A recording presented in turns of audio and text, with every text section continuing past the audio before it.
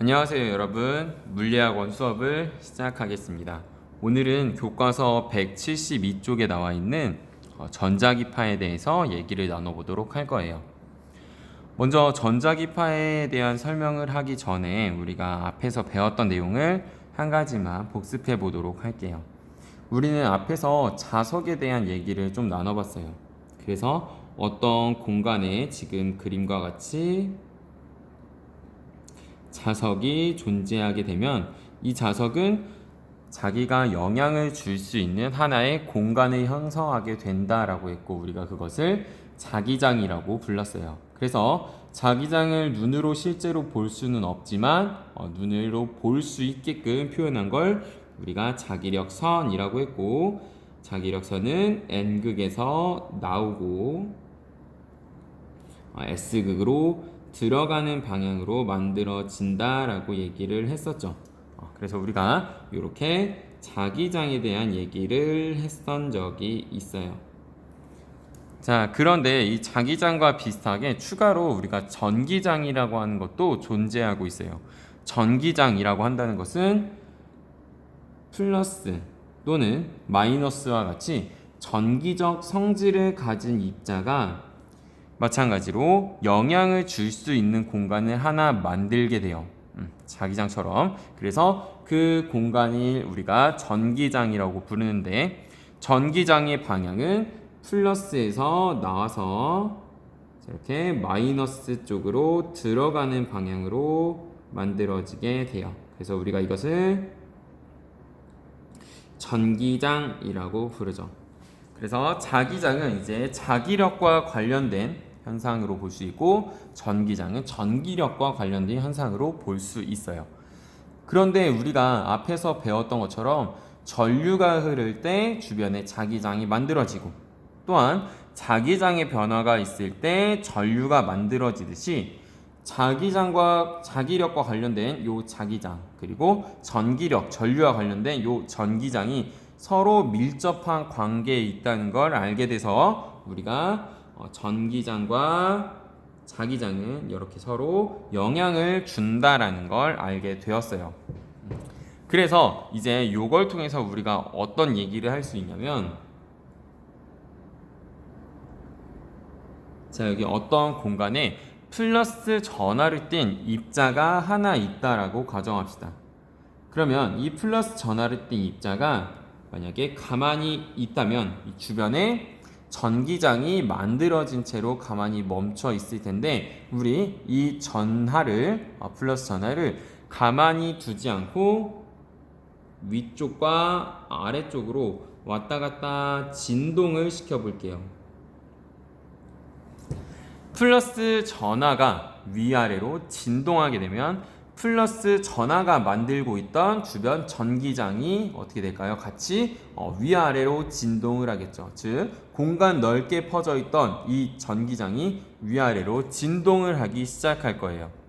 그러면 그 진동이 주변으로 퍼져 나가게 될 건데, 우리 아까 얘기했듯이 전기장과 자기장이 굉장한 밀접한 관계가 있어서 전기장이 진동하면 그 진동에 의해서 자기장의 진동이 만들어지게 되고, 자기장의 진동에 의해서 또 전기장의 진동이 만들어지게 돼요.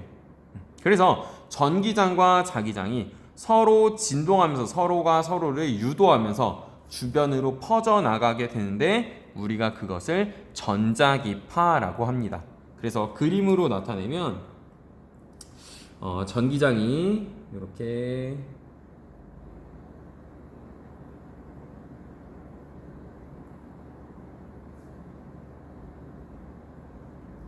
위아래로 진동하게 됐을 때, 즉 축을 그려볼게요. 자, 이렇게 어떤 축을 중심으로 위아래로 막 진동하게 되면 자기장은 이 전기장의 진동과 수직인 방향으로 이렇게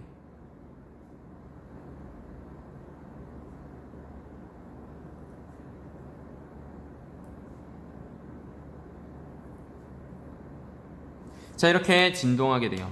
그래서 지금 요 위아래로 진동하는 것이 전기장인 거고, 좌우로 이제 전기장과 수직으로 진동하는 것이 바로 자기장이에요. 그래서 전기장과 자기장이 서로를 유도하면서 서로 영향을 주면서 주변으로 퍼져나가는 요 파동을 우리가 뭐라고 불러요? 바로 전자기파라고 불러요.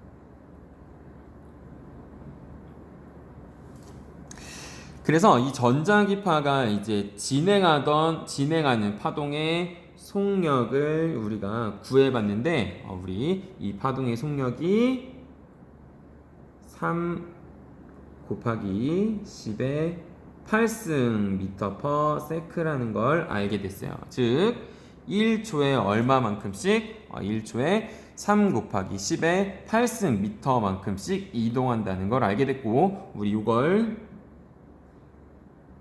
대문자 C, 소문자 C로 표현하고 우리가 이것을 광속이라고 불러요. 이거는 좀 이따가 보도록 할게요. 근데 자, 이 전자기파는 다른 파동이랑 조금 다른 성질을 가지고 있어요. 다른 파동들은 우리가 지난 시간에 배웠던 것처럼 어떤 파원에서 생긴 진동이 매질을 따라서 주변으로 진동이 퍼져 나갔는데, 이 전자기파는 아주 특별하게 매질이 필요 없이 진행할 수 있어요. 그래서 우주에서부터 우리 지금 태양 빛이 지구로 들어오고 있죠. 즉 우주에서 만들어진 태양에서 만들어진 전자기파가 지금 우리 지구로 들어오고 있어요. 지구와 태양 사이엔 진공인데, 즉 매질이 없는데도 전자기파가 진행해서 오는 것을 우리가 이 전자기파의 성질을 통해서 설명할 수 있겠죠. 결국 전자기파는 다른 파동과 다르게 매질이 없이 진행할 수 있다는 거 한가 추가로 기억해주면 좋을 것 같아요. 자, 그 다음 우리 아까 위에서 얘기했던 내용을 다시 볼게요. 자, 광속에 대해서 얘기를 나눠볼게요. 광속, 즉 우리가 흔히 말하는 빛의 속력이겠죠. 자, 우리 위에서 아까 얘기했지만 전자기파의 속력이랑 광속의 속력이 같다는 걸 찾아내게 돼서 나중에 빛도 전자기파 일종이구나 라고 얘기하게 돼요. 자, 그럼 우리 이 광속 C가 얼마나 빠른지 한번 얘기를 좀 나눠볼게요. 크기는 3.0 곱하기 10의 8승 미터 퍼 세크라고 했어요. 대략 이 정도. 자, 그렇다면 우리 요거 아직 눈으로 잘 들어오지 않으니까 좀 풀어서 생각을 해볼게요. 10의 8승이라는 건 3 뒤에 0이 몇 개? 8개. 하나, 둘, 셋, 넷, 다섯, 여섯, 일곱, 8개. 미터 퍼 세크라는 거죠. 결국 1초에 1시, 100, 1000만, 10만, 100만, 1000만 얼마? 3억 미터만큼씩 간다는 거예요. 1초가 걸릴 때마다 3억 미터. 자, 그러면 요게 얼마나 큰지 우리가 대략 감이 안 오는데, 자, 요 속력은 1초가 지나면 여기 지구가 있을 때, 그래서 빛을 이렇게 보내게 되면 1초에 얼마나 빛이 7바퀴 반씩 돌 수 있는 속력이라고 할 수 있어요. 1초에. 그럼 2초엔 얼마나 돌까요? 15바퀴를 돌겠죠. 지구 주변을. 그래서 광속은 굉장히 빠른 속력이고, 우리가 지금 어떤 물체의 속력을 가장 빠르게 가속시켜도 요 광속 이상으로 어떤 물체를 또는 어떤 입자를 빠르게 가속시킬 수는 없었어요. 그래서 우리가 지금 주변에서 볼 수 있는 가장 빠른 속력, 우리가 도달할 수 있는 가장 빠른 속력이 바로 광속 C라고 얘기할 수 있어요. 크기는 3 곱하기 10의 8승 미터 퍼 세크라는 거 같이 알고 있으면 좋겠네요. 그러면 우리 주변에 있는 이 전자기파, 대체 어떤 것들이 있을지 이 전자기파를 조금 파장별로 쭉 순서대로 파장별로 줄을 세워서 한번 얘기를 나눠보도록 할게요. 그래서 우리가 어떤 빛을 지난 시간에 배웠죠. 저번에 빛을 파장에 따라서 쭉 펼쳐서 나눈 걸 우리 뭐라고 불렀어요? 스펙트럼이라고 불렀어요. 그래서 자, 여기 밑에다가 한번 써볼게요. 이번에는 빛 말고 전자기파의 스펙트럼을 보도록 할게요.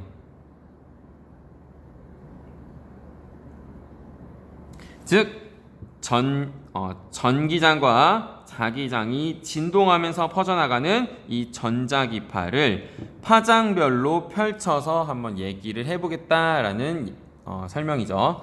자, 그래서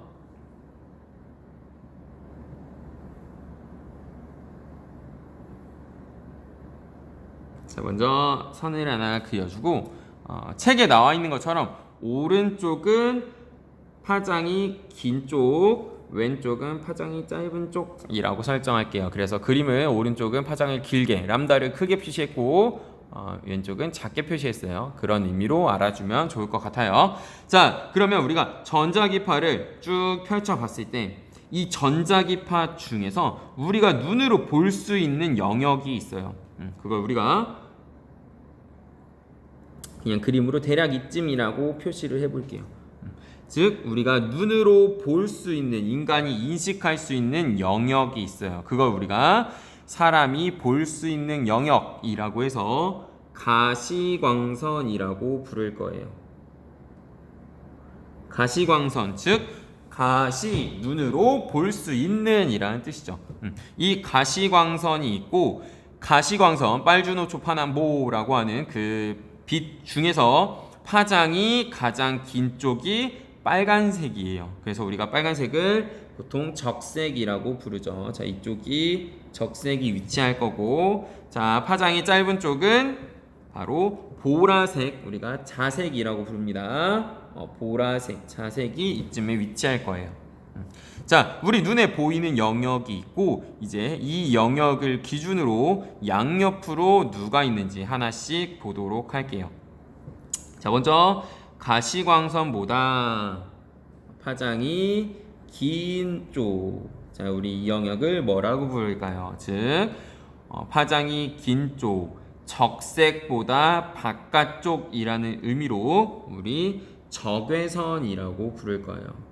적외선. 빨간색 바깥쪽 적외선. 자, 그리고 우리 요 반대쪽 가시광선 영역보다 파장이 짧은 쪽, 즉 자색 바깥쪽을 뭐라고 불러요? 우리 자외선이라고 불러요. 자, 그 다음 우리 적외선보다 파장이 긴 쪽, 적외선보다 파장이 좀 더 긴 쪽, 긴 영역을 우리 이름 붙여서 마이크로파라고 부를 거예요. 마이크로파. 그리고 마이크로파보다 파장이 좀 더 긴 영역, 우리가 라디오파라고 부를 거예요. 자, 다음 자외선보다 파장이 짧은 쪽, 파장이 짧은 쪽, 우리 얘를 X선이라고 불러요. X선 많이 들어봤죠? 자, 그 다음 X선보다 파장이 더 짧은 영역, 우리 감마선이라고 부를 거예요. 감마선. 자, 이렇게 해서 우리가 이제 전자기파라고 하는 것을 파장에 따라서 쭉 펼쳐서, 즉 스펙트럼으로 보고 있어요. 근데 우리가 잊으면 안 되는 게, 여기 있는 감마선, X선, 자외선, 가시광선, 적외선, 마이크로파, 라디오파 모두 전자기파예요. 따라서 이 모든 애들의 속도는 광속으로 일정하겠죠. 그렇죠? 우리가 앞에서 봤듯이 파동의 속력은 진동수와 파장을 곱한 것과 같다라고 배웠어요. 그렇죠? 근데 지금 여기 있는 모두 다 속력은 어때요? 일정해요. 얘는 일정해요. 그렇다면 파장이 클수록, 파장이 큰 쪽일수록 진동수는 어떨까요? 작겠죠. 그래서 파장이 짧은 쪽, 다르게 말해서 진동수가 큰 쪽이라고 얘기할 수 있고, 파장이 긴 쪽은 진동수가 작은 쪽이라고 얘기할 수 있어요. 진동수는 우리 문자 F를 써서 얘기하죠. 기도 해서 이렇게 나타낼게요. 자, 그럼 아까 우리가 파장별로 나눴는데 굳이 진동수도 표현한 이유는 문제에 따라서 또는 책에 따라서 전자기파를 펼쳐놨을 때 파장을 기준으로 펼쳐놓기도 하고 또는 진동수를 기준으로 펼쳐놓기도 하니까 이거를 같이 볼 수 있게 선생님이 써준 거고, 자, 잊지 말아야 될 건 파장이 긴 영역일수록 진동수가 작다는 거 기억해주면 좋을 것 같네요. 자, 그래서 이렇게 우리가 이제 전자기파라고 하는 놈을 펼쳐서 이렇게 쭉 나타내 보았고, 그럼 이제 각각 전자기파들이 평소에 우리가 일상에서 어떻게 쓰이는지 간단히 설명을 한 번씩 해보도록 할게요. 교과서 174쪽에 같이 나와 있습니다. 먼저 우리 적외선부터 얘기해볼게요. 가시광선은 그냥 우리 주변에 있는 빛이라고 생각하면 돼요. 뭐 빨주노 초파남보라고 부르는 그 빛들을 우리 가시광선이라고 하고, 가시광선 영역 밖에 있는 애들은 우리 눈으로 볼 수가 없어요. 눈으로 보이지 않는 색깔이니까, 않는 빛이니까, 않는 전자기파니까 그걸 잊으면 안 되고. 자, 먼저 적외선. 우리 적외선 일상에서 언제 쓰일까요? 우리 학교에도 있고 요즘 여러분이 많이 봐요. 바로 열화상 카메라가 있어요. 자, 모든 물질 또는 모든 물체는, 자, 사람을 예시로 한번 들어볼게. 자, 모든 물체는 그 물체가 가진 온도에 해당하는 에너지를 우리 주변으로 발산해요.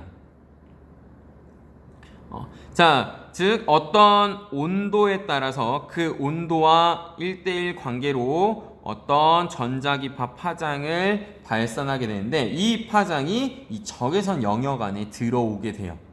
그러면 우리가 이걸 어떻게 이용할 수 있냐면, 어떤 외부 전자기기를 이용해서 물체로부터 나오는 파장의 길이를 측정한다면 그 물체의 온도를 알아낼 수 있겠죠. 직접 접촉하지 않고. 그게 바로 열화상 카메라예요. 자, 그리고 우리가 너희가 다큐멘터리나 TV를 통해 본 적이 있을 수도 있는데, 뱀이 어떤 물체를 보는 시야를 보면 뱀은 이 적외선을 감지할 수 있어서 어떤 물체, 온도가 높은 물체를 찾아낼 수 있고 그 먹잇감이 되는 쥐 같은 걸 사냥하는 그런 모습을 본 적도 있을 거예요. 그래서 적외선, 즉 어떤 물체가 그 물체에 해당하는 온도, 그 온도에 따라서 주변으로 어떤 에너지를 발산하게 되는데, 그때 발산되는 전자기파의 파장을 측정하면 우리가 그 물체의 온도를 간접적으로 측정할 수 있다. 그래서 우리가 적외선을 어디에 쓴다? 열화상 카메라에 쓰기도 하고, 또는 야간에도 물체를 볼 수 있는, 빛이 없을 때 어두울 때도 물체를 볼 수 있게 해주는 적외선 카메라에도 쓰이게 되겠죠. 자, 그 다음 마이크로파 어디에 쓰일까요? 집에 있는 전자레인지에 쓰여요. 전자레인지 우리 언제 쓸까? 어떤 음식을 데울 때 쓰고 있어요. 자, 전자레인지는 그림을 그려보면, 자, 이렇게 생겼다라고 할게요. 자, 이렇게 전자레인지가 있으면 이제 이 안에 우리가 어떤 음식을 여기다 넣어요. 그리고 전원 버튼을 누르면 전자레인지에서 마이크로파를 음식에 쏘는 거예요. 자, 마이크로파를 음식에 쏘면 음식 속에 있는 물 분자가 이 마이크로파 때문에 위아래로 진동하게 되고, 자, 위아래로 진동하면 수분이 위아래로, 물 분자가 진동하면서 어떻게 될까요? 마찰에 의해서 열이 발생하겠죠. 그 열을 이용해서 물체, 어떤 음식을 데울 수 있게 되는 거예요. 자, 그래서 예전에 과거에는 이제 이 전자레인지 돌릴 때 우리 흔히들 앞에 서 있지 마라 라고 하지, 그치? 자, 왜 그럴까요? 우리가 만약에 이 앞에 이렇게 서 있게 되면 이 안에서 만들어진 마이크로파가 전자레인지 밖으로 나와서 우리 몸도 수분으로 되어 있으니까 우리 몸 안에 있는 누구를 데워요? 수분을 진동시켜서 몸을 데우게 돼요. 그래서 예전에 이제 장기 쪽에 있는 수분들이 위아래로 진동하면서 이제 장기에 피해를 입는 그런 사고가 몇 번 있어서 이렇게 앞에 서 있지 말라고 하는데, 요즘은 그래도 이 전자기파가 전자레인지 밖으로 나오지 않게 잘 막혀 있어서, 잘 차폐가 되어 있어서 요즘은 괜찮은데, 예전엔 이런 걸로 사고가 많이 있었다고 들었어요. 자, 그 다음 마이크로파보다 좀 더 파장이 긴 라디오파, 우리 어디에 쓰일까요? 보통 통신할 때, 그치, 라디오를 수신할 때 또는 TV를 볼 때, 정보를 주고받을 때 우리가 이제 라디오파를 쓰고 있어요. 자, 그 다음 우리 이제 가시광선을 기준으로 해서 좀 더 파장이 짧은 쪽을 보도록 할게요. 자, 자외선 우리 많이 들어봤죠? 자외선 어디에 쓰이냐면 소독할 때, 살균할 때 쓰이고 있어요. 그래서 급식실이나 식당 같은 데 가면 이제 이렇게 커다랗게 선반 같은 게 있고, 이제 이 안에 뭐 컵이 막 이렇게 들어있죠. 어떻게 그려야 되지? 뭐 이렇게, 미안, 컵이 막 몇 개 들어있고, 자, 그래서 여기 안에서 이제 우리가 문을 닫으면 어떻게 돼요? 안에서 자외선을 쏴요. 그래서 컵에 붙어있는 균을 죽이는, 그렇게 해서 살균 역할을 하고 있죠. 자, 근데 여기서 보면 잘못된 생각을 가끔 하는 게, 우리가 문 닫으면 자외선 살균기 문을 닫으면 여기서 파란 빛이 돌죠. 그래서 자외선이 파란색이구나 라고 생각을 하는 경우도 있는데, 사실 자외선은 눈에 보이지 않아요. 이렇게 파란색으로 보이는 이유는 문이 잘 닫혔고 이 기계가 작동 중이야 라고 신호를 보여주기 위해서 그냥 위에서 조명을 그냥 쏴주는 거고, 이 조명의 색깔은 자외선이랑 관계가 없다는 거 추가로 알고 있으면 될 것 같아요. 자, 그 다음 X선은 우리 병원에서 쓰죠. 뭐 몸 내부에 있는 뼈가 부러지거나 또는 다쳤을 때 확인하기 위해서 직접 우리가 피부를 열어서 보지 않아도 X선을 이용하면 뼈의 구조를 볼 수 있기 때문에, 즉 X선은 투과력이 높아요. 투과력이 높아서 우리 몸 안에 있는 구조를 볼 수 있겠죠. 의료용으로 쓰이고 있어요. 자, 감마선은 우리 언제 들어봤나요? 여러분 영화에서 가끔 본 적 있을 거예요. 감마선은 진동수가 굉장히 높아서 에너지가 굉장히 높은 전자기파예요. 그래서 얘를 우리가 방사선이라고도 부르죠. 방사선의 일종이에요. 그래서 감마선, X선, 자외선, 가시광선, 그리고 적외선, 마이크로파, 라디오파, 이렇게 우리가 전자기파라고 하는 파동의 스펙트럼을 쭉 펼쳐서 하나씩 얘기를 해봤어요. 그래서 이 내용들은 여러분이 책을 통해서 한 번씩 봐주면 좋을 것 같고, 궁금한 사람들은 인터넷에 검색을 해보면 이제 이 파동들이, 이 전자기파들이 좀 더 어디에 많이 쓰이고 있는지 나와 있으니까 그것도 같이 봐주면 좋을 것 같아요. 자, 고생했고 오늘 수업은 여기까지 할게요. 자, 여러분 고생했습니다.